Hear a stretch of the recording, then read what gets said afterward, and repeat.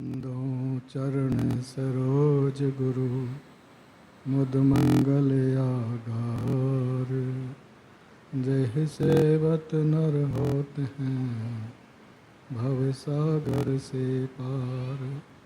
गुरु जी के स्मरण मात्र से नाशत विघ्न अनंत।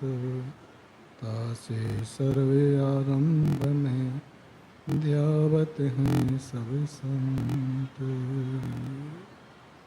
सौभाग्यशाली गुरुमुख सज्जन मंडली, अपने नेत्रों के सन्मुख विराजमान अपने परम इष्ट देव परम हंस महान विभूतियों के पावन स्वरूपों का दर्शन ध्यान एवं श्री हजूर सद्गुरुदेव जी महाराज जी का अलौकिक पावन शुभ दर्शन करते हुए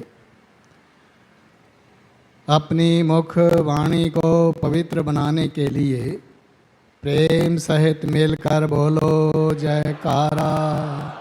बोल मेरे श्री गुरु महाराज की जय।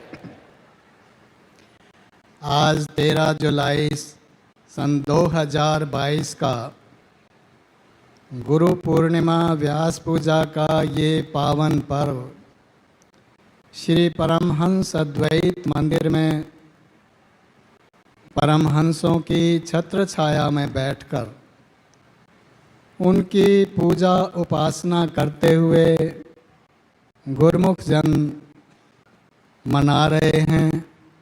तो आज के इस पावन पर्व के शुभ अवसर पर सभी गुरुमुखों को लाखों लाख बधाइयाँ हों।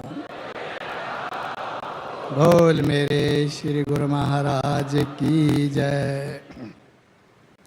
गुरुमुखों, ये पावन पर्व भगवान वेद व्यास जी के स्मृति में, उनकी परंपरा में, उनके समय से जो गुरुमुख सेवकों ने मनाया चला आ रहा है और वही परंपरा गुरुमुख जन भी आज निभा रहे हैं। गुरुमुखों ने अपने सद्गुरुदेव जी की पूजा उपासना की है। उनके पावन श्री दर्शन करते हुए आशीर्वाद ग्रहण करते हुए ये सच्चा धन ग्रहण किया है। वास्तव में यही हमारी आत्मा की सच्ची पूंजी है जो लोक और परलोक में संग साथ जाने वाली है।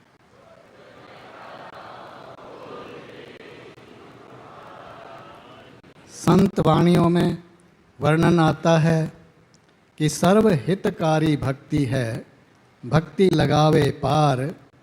गुरु से भक्ति लीजिए करके सेवा प्यार। ये निर्णय दे रहे हैं गुरुमुखों कि सबका हित करने वाली जीवन में जो सर्वोपरि सच्ची वस्तु है वो उस प्रभु की भक्ति है। और वो भक्ति इस जीव को इस भव सागर से पार लगाती है। भाव के जो दुख और बंधन माया के इस जीव के ऊपर पड़े हुए हैं, जन्म जन्म से अपने कर्म संस्कारों के अनुसार वो दुख सुख भोग रहा है, तो उनसे यदि छुटकारा हो सकता है तो वो केवल गुरु की भक्ति से हो सकता है। अब ये गुरु की भक्ति किस प्रकार से ग्रहण की जा सकती है, इसका उपाय भी बता रहे हैं। केवल कहने सुनने से या मांगने से ये वस्तु मिलने वाली नहीं है।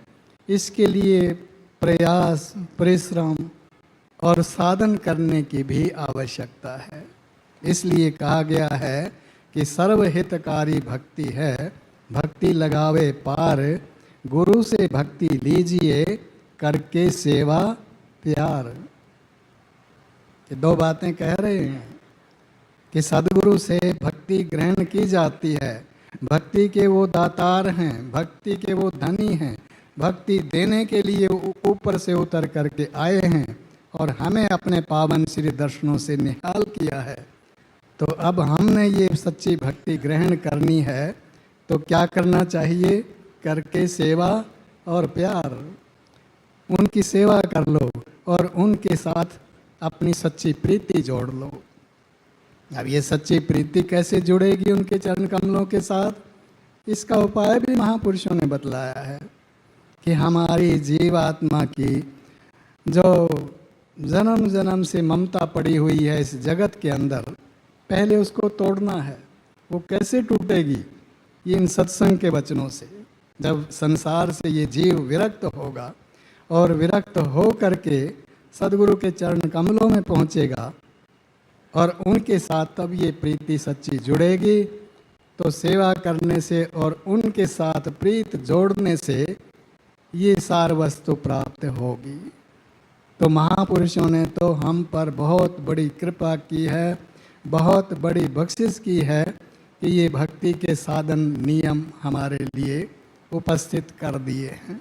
अब हमारा कर्तव्य है कि जो महापुरुषों ने हमें मार्ग प्रशस्त किया है उस पर आचरण करें। वाणियों में भी वर्णन आता है कि अंतर गुरु आराधना, जिह्वा जप गुरु नाम, नेत्री सतगुरु पेखना, श्रवणी सुनना गुरु नाम।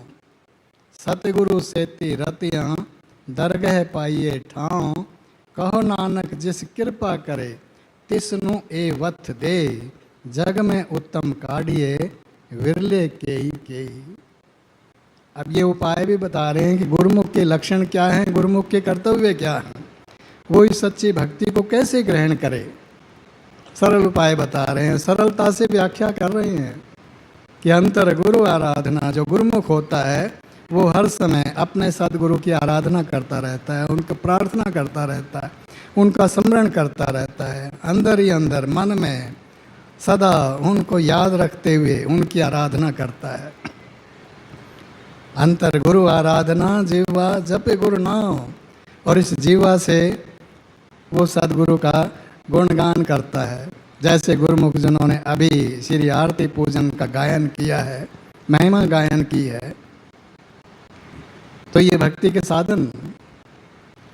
सतगुरु से रतियाँ, फिर इन नेत्रों से सदगुरु महाराज जी के पावन श्री दर्शन किए हैं और उन दर्शनों को अपने हृदय में बसाया है, या फिर इन कानों से जो सत्संग के वचन, महापुरुषों की महिमा श्रवण की जा रही है, तो ये साधन हो गए हमारे लिए। तो गुरुमुख के लिए यही साधन है। जो सच्ची भक्ति को ग्रहण करना चाहे, जो सच्ची प्रीति उनके साथ जोड़ना चाहे, तो वो अपने इन ज्ञानेंद्रियों को उनके समर्पण कर दे, और ये साधन हमें सरलता से उपलब्ध हो रहे हैं। तो कहते हैं कि सतगुरु से रतियाँ, इस प्रकार जो सदगुरु के साथ अपनी प्रीत जोड़ लेगा तो वो दरगाह में सच्चा मान पाएगा, और वो सच्ची भक्ति के धन से माला माल हो करके फिर जीवन मुक्त हो जाएगा। और ऐसे जो गुरुमुख होते हैं उनके लिए कहा जाता है कि वो विरले विरले ही हुआ करते हैं, सभी के ये इतने उत्तम संस्कार नहीं हुआ करते। तो गुरुमुख जन जो श्री आनंदपुर धाम की इस पावन भूमि पर पहुँचे हैं, आज ये गुरु पूर्णिमा का पावन पर्व मनाते हुए भक्ति के साधनों में अपने मन को लगा रहे हैं, सचमुच ही उनके बहुत उत्तम संस्कार हैं। तो इस सार वस्तु को ही ग्रहण करना है। अब ये जो हमें समय मिला है इस मानव जीवन का, एक एक श्वास बहुत दुर्लभ है, बहुत कीमती है, इनको लेखे लगाना है। संयोग से यदि श्री आनंदपुर धाम जैसे उत्तम महान ऊंचे स्थान पर पहुंचना हो गया है, तो अब इससे पूरा पूरा लाभ उठा लें। जो भक्ति के नियम साधन हमारे सदगुरुदेव जी महाराज जी ने हमारे लिए बनाए हैं, उनमें अपने मन को लगाएं, अब गफलत न करें। श्री आरती पूजा का समय हुआ है तो तुरंत श्री आरती पूजा में पहुँचें। सत्संग का, दर्शनों का समय है तो दर्शनों में पहुँचें, वहाँ से पूरा पूरा लाभ उठाएं। तो गुरुमुखों, ये हम पर महान बख्शिश हो रही है। ऐसी जो बख्शिश हम पर सदगुरुदेव जी महाराज जी हम पर कृपा कर रहे हैं, ये उनके हम पर बहुत बड़े उपकार हैं, अनंत उपकार हैं। हम कभी इन उपकारों से पूरे नहीं हो सकते हैं। हम प्रार्थना करते हैं, आराधना करते हैं अपने सदगुरुदेव जी महाराज जी से कि हम पर ये कृपा, ये बख्शिश बनी रहे, हम इसी प्रकार आपके चरण कमलों के साथ जुड़े रहें, हमारी प्रीति जुड़ी रहे, हम आपके चरण कमलों की सेवा भक्ति कमाते रहें, भक्ति के नियमों का पालन करते रहें, आपकी प्रसन्नता के पात्र बनकर इस लोक को भी संभाल लें और परलोक को भी संभाल लें। बोलो जयकारा, बोल मेरे श्री गुरु महाराज की जय।